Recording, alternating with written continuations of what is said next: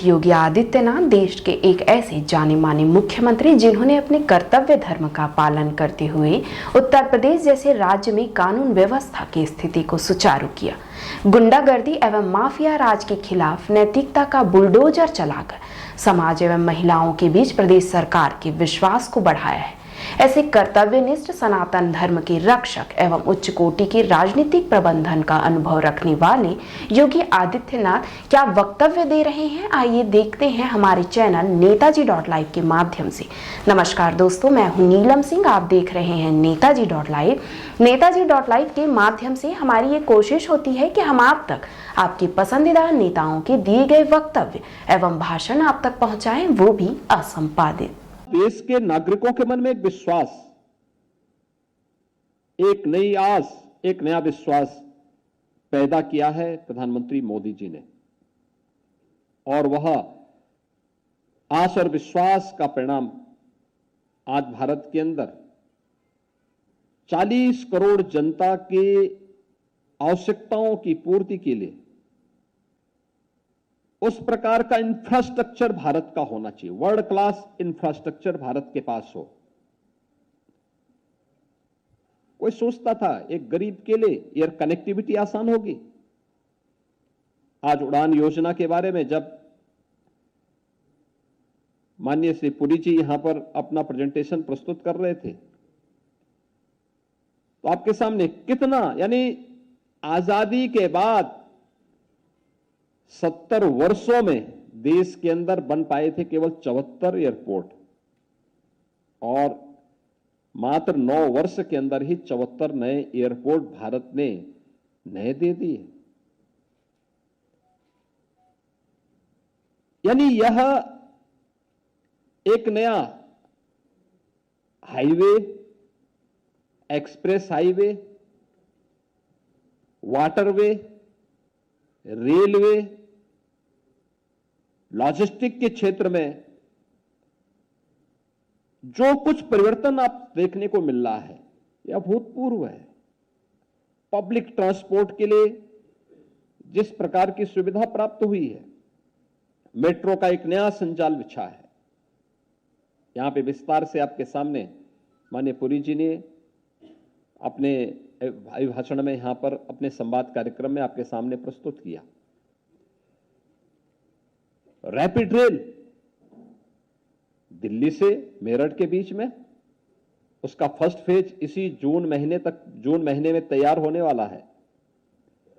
कितने आसानी से इस व्यवस्था को देश के अंदर क्रिएट किया गया। पोर्ट का निर्माण, नए नए पोर्ट बन रहे हैं, ड्राई पोर्ट बन रहे हैं, फ्लोटिंग जेटी का निर्माण करके वाटरवे का कैसे उपयोग किया जा सकता है। यूपी जैसा लैंड लॉक्ड स्टेट भी वाटरवे का लाभ ले रहा है। वाटरवे नंबर 1 हल्दिया से वाराणसी के बीच में कार्य क्रियाशील हो चुका है। यानी इंफ्रास्ट्रक्चर डेवलपमेंट के लिए कार्य हुए, एम्स बने।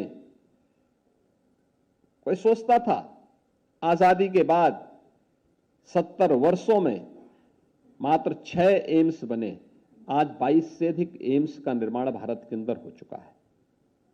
Medical colleges, 1 district 1 medical college की तरफ पूरा देश जा रहा है। हेल्थ इंफ्रास्ट्रक्चर बढ़े, आईआईटी, आईआईएम उन सभी क्षेत्रों में बढ़ाए गए जिनके लिए कोई कल्पना नहीं करता था। पिछले 9 वर्ष के अंदर भारत सरकार की एक एक योजना, हर एक काम देश के नाम, गरीब कल्याण के लिए समर्पित है।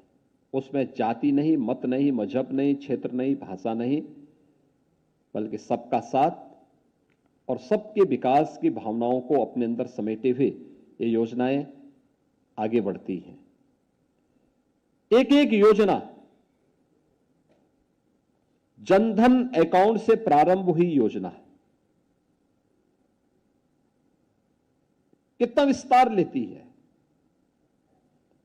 लोग सोचते थे देश के अंदर 45 करोड़ से अधिक ऐसे गरीबों के जनधन अकाउंट खोले गए, और मित्रों जनधन अकाउंट के माध्यम से जो परिवर्तन हम सबको देखने को मिला, यानी 48 करोड़ लोगों का देश के अंदर एक एक अकाउंट खोले गए, यानी इतने लोग ऐसे थे जिनके आजादी के बाद अपने स्वयं के अकाउंट बैंक में नहीं थे, और उत्तर प्रदेश ने सर्वाधिक लाभ लिया। उत्तर प्रदेश में 8.5 करोड़ से अधिक गरीबों के बैंक के अकाउंट खोले गए इस दौरान। जनधन अकाउंट का परिणाम है डिजिटल बैंकिंग और डीबीटी का लाभ आज हर व्यक्ति ले पा रहा है, और भ्रष्टाचार पर प्रहार का यह सबसे बड़ा माध्यम बना। यह सबसे बड़ा प्रहार का उसका लाभ मिला। दूसरा, एक एक स्कीम किस रूप में, यानी कोरोना कालखंड में तो इन जनधन अकाउंट का लाभ सर्वाधिक हर गरीब, हर किसान, हर श्रमिक ले आई। आपने देखा होगा कि कोरोना कालखंड के दौरान कैसे हम लोग इन योजनाओं का लाभ उन लोगों तक एक क्लिक में 2,63,00,000 किसानों तक पीएम किसान योजना का लाभ उन तक पहुंच रहा था। एक क्लिक में 1,75,00,000 उज्ज्वला योजना के जो लाभार्थी उत्तर प्रदेश में हैं, उन लोगों तक उनको प्राप्त होने वाले सिलेंडर का दाम उनको प्राप्त हो रहा था। एक क्लिक में पेंशन के लाभार्थी, चाहे वह निराश्रित महिला पेंशन हो, वृद्धावस्था पेंशन हो, दिव्यांगजन पेंशन हो, उन्हें इस योजना का लाभ मिल रहा था। एक क्लिक में महिला लाभार्थियों को दी जाने वाली सुविधा का लाभ प्राप्त हो रहा था। ये सभी चीजें उस रूप में मिल रही थी, और एक एक योजना कैसे स्वावलंबन का आधार बनती है। खासतौर पर पीएम आवास योजना को अगर आप देखेंगे, उत्तर प्रदेश के अंदर इन 9 वर्षों में ग्रामीण और शहरी दोनों क्षेत्रों में मित्रों 54 लाख गरीबों को एक एक आवास योजना का लाभ प्राप्त हुआ है। 54 लाख। पूरे देश के अंदर 3 करोड़ लोग ऐसे थे जिनके पास अपने सिर ढकने के लिए आवास नहीं थे, और उनमें 54 लाख गरीबों को अकेले उत्तर प्रदेश के अंदर इस सुविधा का लाभ प्राप्त हुआ है। ग्रामीण क्षेत्र में राजस्व से जुड़े हुए जो विवाद हुआ करते थे, कोई सोच ही नहीं सकता था कि इसके बारे में भी कभी उसको इस जमीन का मालिकाना अधिकार मिलेगा।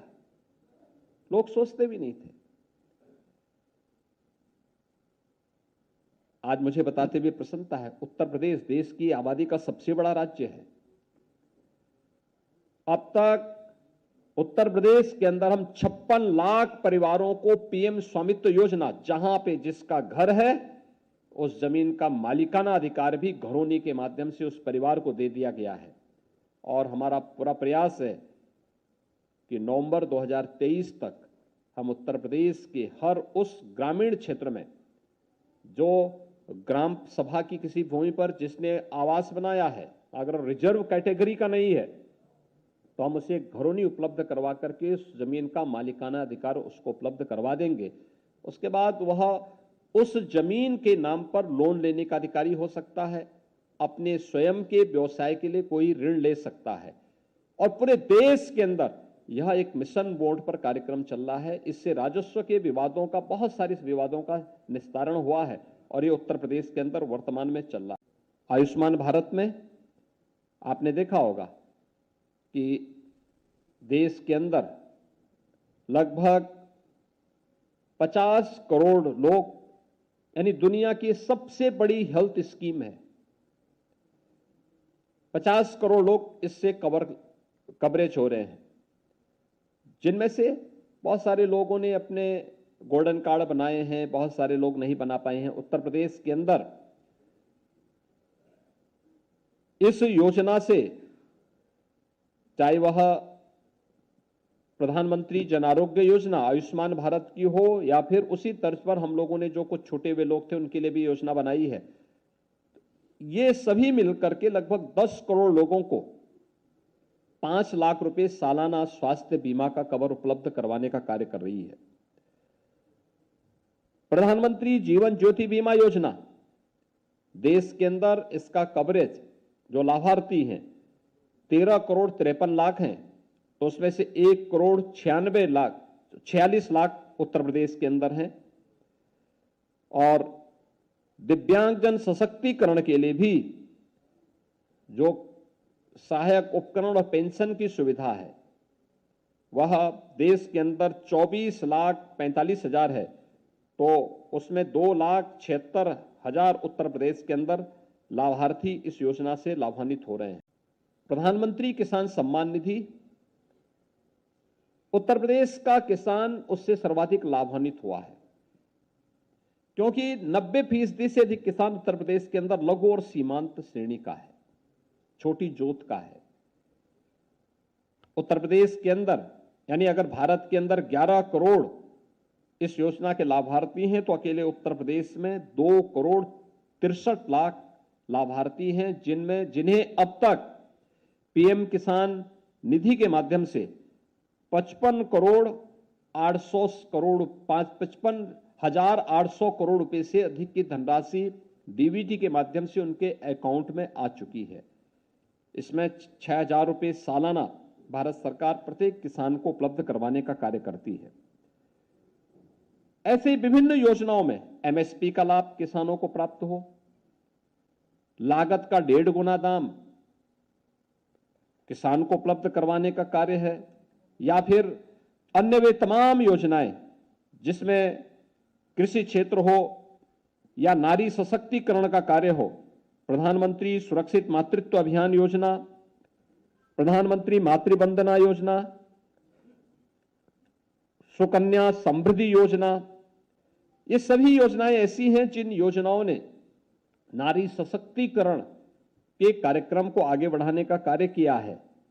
तो युवा पीढ़ी के लिए भी उन्हें मिशन रोजगार के साथ जोड़ने और मिशन रोजगार के माध्यम से उनके स्वावलंबन का मार्ग प्रशस्त करने का कार्य भी इन 9 वर्षों के अंदर तेजी से देखने को मिला है।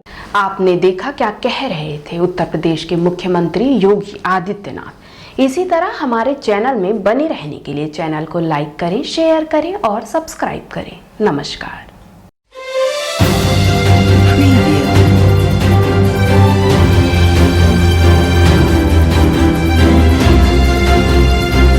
नेताजी.live के प्रायोजक है Satyadeep diagnostic and clinic, Supela, Bhilai.